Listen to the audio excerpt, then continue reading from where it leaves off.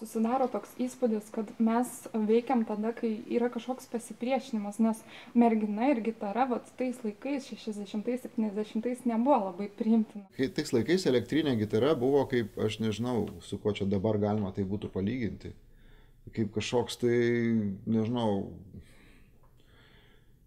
prietaisas, su kuriuo tu gali persikert per laiką ir erdvę. Jeigu mes dabar, jau mūsų nestebina jau nei mobilūs telefonai, nei kažkokios tos technologijos. O tais laikais elektrinė gitara kaip kosminis laivas kažkoks atrodė. Kažkokia kosminė, neįtikėtinas kažkoks tai daiktas, kuris prijungus jisai kažkokį, jis turi tą garsą ir tas garsas, visą tai taip magiškai atrodė. Mes tiesiog dabar pripratę, mūsų ausis jau priprato prie to skambesio. Ar kai atsirado pirmieji sintezatoriai, lygiai taip pat, tai atrodė, kad tai kažkokia kosmoso muzika kažkas. Dabar mes jau daug laiko su tokia muzika gyvenam, jau taip nebenustebina mūsų. Bet mergina ir gitara ir kažkokia. O mergina ir gitara, aš nežinau, aš gal taip visai nesureikšminčiau, bet tai faktas, kad tai yra smagu. Man visada kažkaip visada atkreipi dėmesį, jeigu ten vyksta koncertas ir ten dainuoja. Dainininkas dažniausiai dainuoja, arba su mikrofonu, geriausiu atveju prie kažkokio pianino ar klavišinio instrumento, bet jeigu išeina mergina su gitara rankose, tu iškart sakai, tai yra kažkas, tu iškart atkreipi dėmesį. Ir kartais galvoju, kodėl niekas drąsiau to nedaro. Dabar kitas atvejis, tai Ten Walls išgarsėjimas. Tai elektroninės muzikos kaip fenomenas Lietuvoje, nes to prieš tai nėra buvę. Kaip Jūs manote, kas padėjo būtent to pasiekti ir kokias duris tai atveria Lietuvos elektroninės muzikos scenai? Elektroninė muzika, mano manymu, turi vieną didžiausių potencialų Lietuvoje. Visų pirma, todėl, kad jinai dažnai nereikalauja didelių investicijų, kartais užtenka iš tikrųjų kompiuterio ir geros idėjos. Elektroninė muzika labai atitinka mūsų nacionalinį charakterį, nes mes esam tokie, didžiąja dalimi vis tiek bendras lietuviškas kažkoks toks tautinis charakteris, mes vis tiek tokie pakankamai uždari, tokie šiek tiek intravertai.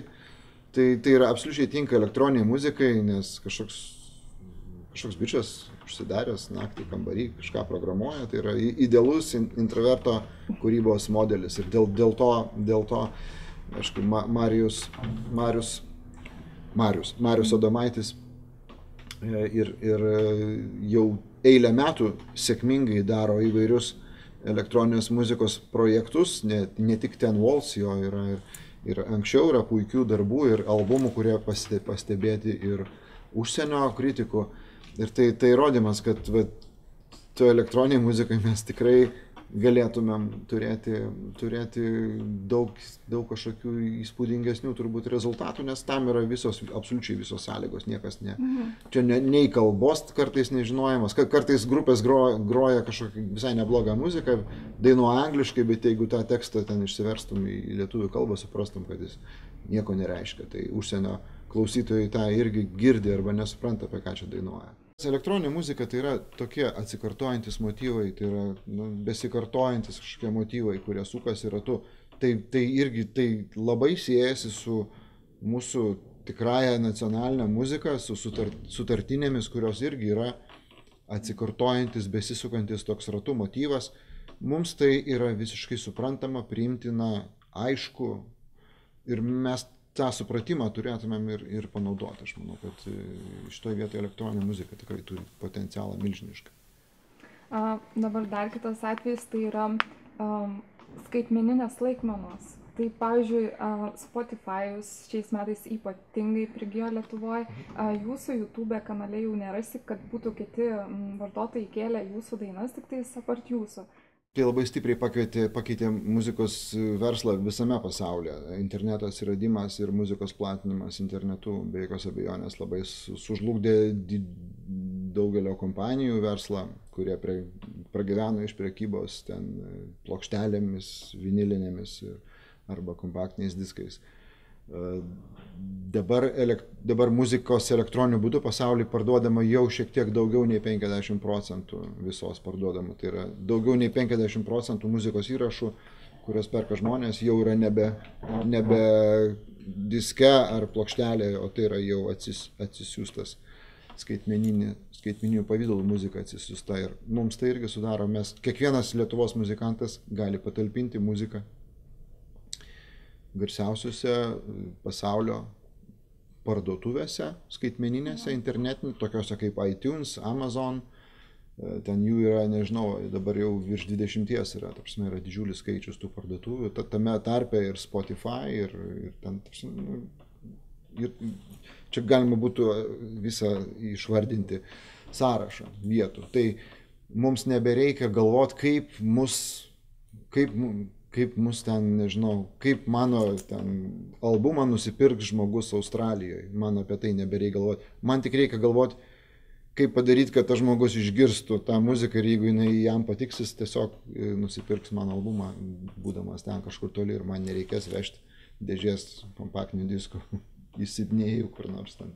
Tai šitoje vietoje internetas labai panaikino, ne tai, kad sumažino, panaikino tos atstumus, kaip muzika gali. Mums dabar reikia tik labai paprasta, iš tikrųjų tai visai nepaprasta, bet atrodo paprastai.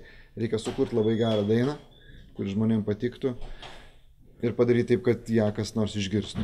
Visa kita jau suveiks. Nevaldoma. Taip, jau suveiks ta prasme, kad tavo įrašus, tas, kas norės juos įsigyti, jau ras. Neseniai teko skaityti jūsų Facebook'o įrašą, kad baigėte paskutinę naujojo albumo dainą, tai ko galima tikėtis iš naujojo albumo? Nieko nesitikėkite. Albumo reikia klausytis, nereikia nieko tikėtis. Aš turiu 10 naujų dainų ir dabar galvoju, kaip aš tiesiog kažkaip galvoju, kaip jos, dar nesu iki galo apsisprendęs, kaip jos pasieks klausytoje. Vienoje ar kitoje formoje kažkaip jos pasieks. Jūs jas išgirsite tikrai. O kaip manote, ar klausydami jūsų žmonės įsivaizduoja tos pačius dalykus, tas pačias maždaug temas? Manau, kad kiekvienas supranta savaip. Aš gal ir sąmoningai kartais palieku tekstuose daug vietos, kad žmogus pats sugalvotų, ką jam tai reiškia. Tai ne kartą yra tekę susidurti su to, kad ten, kažkas čia man pasakė, kad vat jūsų laužo šviesa, tai čia daina apie Lietuvos atgimimą ir taip toliau. Aš visiškai ne apie tai galvojau, kai aš ją rašiau, ten ta daina tokia apie vienatvę labiau jinai yra. Bet kadangi jinai skambėjo tų įvykių fone, tai daugelis žmonių jinai visiškai reiškia ką kitą. Tai vėlgi kiekvienas mes, ir tame ir visas įdomumas, kad mes kiekvienas suprantame savaip, kiekvienas matome savaip. Tame visas grožis. Dauguma iš tikrųjų mėgsta klausinėti menininkų apie jų įkvėpimą ir dažnai tenka, kažkaip tie atsakymai būna, gamta, aplinka, žmonės. Tai žmonės įkvėpia tas pats, ar kaip jūs manote? Aš nežinau, kokio atsakymo jūs tikitės. Ten žiūriu į dangų ir ten atsiveria akis ir jinai man viską pasako. Čia taip sakytum, Tai taip nėra. Tu tiesiog gyveni gyvenimą. Kiekvienas žmogus, mes visi gyvenam kažkokį tai savo gyvenimą. Patiriam kažkokius dalykus, kažkokius įspūdžius gaunam, kažkokius patyrimus. Ir tiesiog tie, kurie kūrė, ar rašo dainas, ar paišo, ar nežinau, šoka, bet kokios meno srities žmonės, jie apie tai, ką jie patiria, jie pasakoja per savo kūrybą. Tai tas įkvėpimas ir yra kiekvieną akimirką, kartais kažkoks žmogus pasako frazę, kartais tau kažkas atsitinka, kartais tu išgirsti kokią gerą dainą ar pamatai paveikslą kokį, ar nukeliauji į kažkokią vietą. Įkvėpia įspūdžiai, kurie kiekviename iš mūsų kaupėsi ir prašosi, kad mes apie tos įspūdžius papasakotumėm. Tai iš ten ir ateina įkvėpimas. Aišku, būna, kad prisikaupia daug, bet tu nerandi žodžių, kaip užrašyti. Tada kartais reikia kažkokio mažo ar sukrėtimo, kartais didelio, kartais mažo užtenka. Kažką, kas tau duotų impulsą veikti. Tai tada jau kas pas tai prisikaupia, tai jeigu tu kažkokį sukrėtimą gauni, nedidelį ar didelį, tai tiesiog tada viskas, kas prisikaupia, tu ten užrašai, išlieji ar nupaišai ar kažką padarai. Tai bent jau kiek aš gyvenime taip su to susidūręs, man atrodo, kad tai kažkaip taip veikia.